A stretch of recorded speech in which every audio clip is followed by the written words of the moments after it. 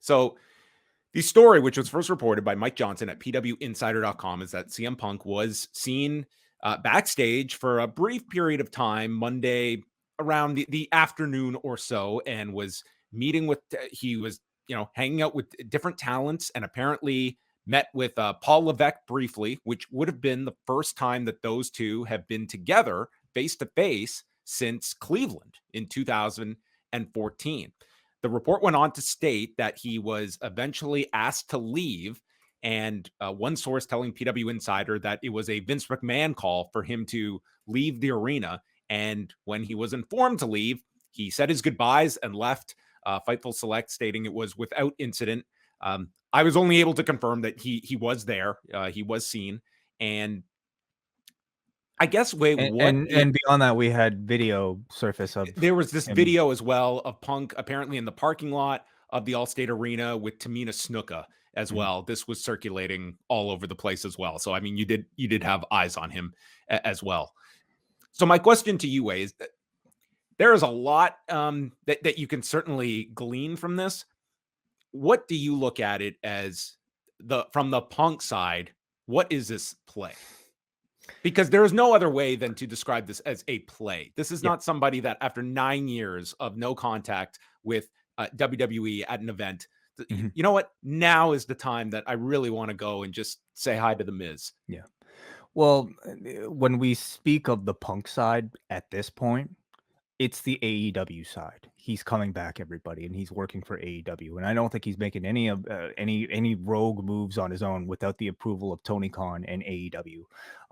They're booking an arena, for him in Chicago. So this is an AEW move, and I think it's probably a move to generate some buzz ahead of his return. Maybe to play into a future story, or maybe just just to get his name out there, but not that it takes a whole lot for the guy to get his name out there. You really could have just tweeted something, but this is that much better, isn't it? Yeah, I'm always cautious when the explanation is, well, it's going to generate buzz, and I don't know how much this is going to generate buzz for a show that is 2 months away that we're talking about for his theoretical return. Like, this is going to be a story for a day or so. And if there's nothing to it, then I don't know how much you've really accomplished here. And It's our lead story. It's our lead story. Yes, it is. But is the interest in seeing a CM Punk that much greater today than it was 24 hours ago for people? Like, to me, I don't think 2 months from now we'll be saying, oh man, that time Punk was backstage at Raw in the afternoon and there was a video with Tamina Snuka and now he's coming back to AEW. I think you either have an interest in Punk or you don't. I guess, but that also depends. If in any way that this was either something that only Tony Khan was aware, or that Punk did opt to just go and visit in Chicago, then this is a much larger story in terms of Punk doing something here, in that you're AEW. And it's not just the talent that is, like we saw with, Ricky Starks going to the Rumble to support a friend. It's very different when we're talking about this guy that is trying to piece together his bridge back to a locker room. And I can tell you, this locker room is probably finding out about this like everybody else, and looking at and having all these questions, which is the last thing you want for your locker room. And you have a whole network that is essentially, he is the franchise player of this yet to be announced show.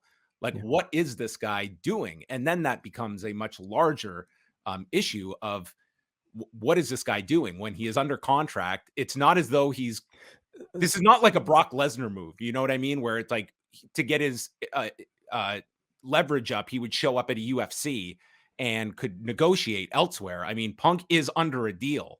So I don't understand from his perspective. So we're playing this out as if it was a rogue decision. I'm asking both, because the idea that this was some idea hatched by Tony Khan and CM Punk, to me, it's like, I don't get it. I would not get this as some publicity stunt. I mean, who understands what is a publicity stunt these days? Instagram and storying something has generated, a week's worth of headlines for a CM Punk. I think the opportunity presented itself that it was in Chicago. They have this show that's booked that they're probably going to announce on Wednesday. Um and maybe just an idea somebody hatched up to, get some last minute Google search ranking for a CM Punk Wouldn't related to wouldn't the professional stunt, wrestling. if you were performing a stunt, why wouldn't you buy a ticket to Raw? Because that feels a little too much like a stunt. Like what? Just invading and what? Walking in down the ramp live. He's there at I Raw. mean, Like, that's the level what you're but thinking it of. What, but like, but I what's gonna think have more impact? This or yeah, I would say this. I don't I know. think I mean at that point it's debatable which one is better, but I think this one maybe feels a little bit more covert. It's not as they don't have to invest as much, I suppose. I mean I don't know what they're thinking, but I just can't imagine that CM Punk having gone through as much drama as he has recently, that he would jeopardize that He already did relationship. a month ago with the Instagram story about Moxley and all of that. Like, that So was when but that would be under the suggestion that he was pissed off, okay? He was pissed off about whatever story, like, was out there of him with his injury. Now that they've booked the United Center and they're on the about to announce a show, but that's basically, surrounding him. Would he like, I can't even imagine him, like, lashing out. Like, I don't see this being sort of like, guy having a tantrum, "I'm going to go to the WWE show to talk to,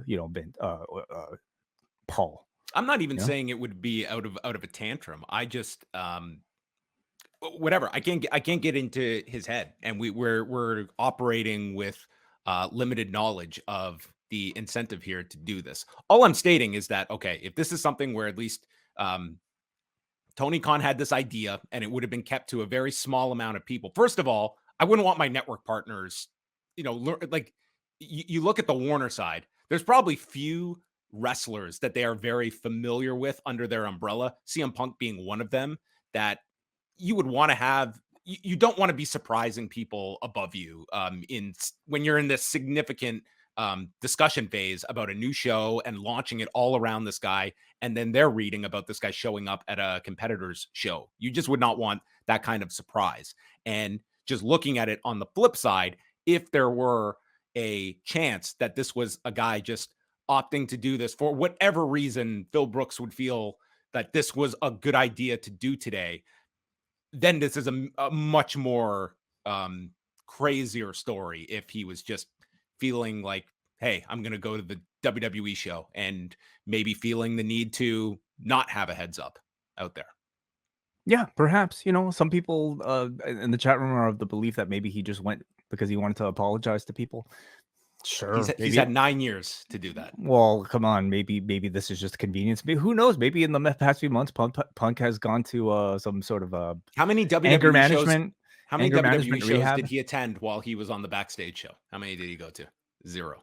Right, right. Zero. Well, listen, we can speculate all day, and it's fun as hell to speculate.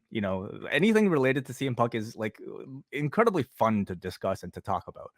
But ultimately, I feel like it's pretty safe to say that I, I think he's got a lot going on with AEW right now, and I don't see that changing at all. You know, with this action, and I don't think this action would have taken place without AEW in mind. You would certainly hope so. Yeah, like again, you can certainly look at it from the perspective of like the true value you're going to have out of this. Like, maybe we'll look back in a week. Maybe so. Maybe I would want that in some way that this is. I just don't know how this leans into promotion for his return or anticipation growing for his How return have they either. built anticipation for this United Center show up until this point? What have they done? I wouldn't say they've built any at this point. It's The just the news idea. cycle has done it. We've done it. The audience has done it. Simply by having this guy out there. This, like it or not, that Instagram story has done it. Simply having him be a part of the conversation has created this anticipation for CM Punk's return. Well, he's been gone for a long time and he's returning. It's like a watered down version of the last comeback that he did in AEW. But I think with even added intrigue because of all the backstage machinations that have taken place at this point.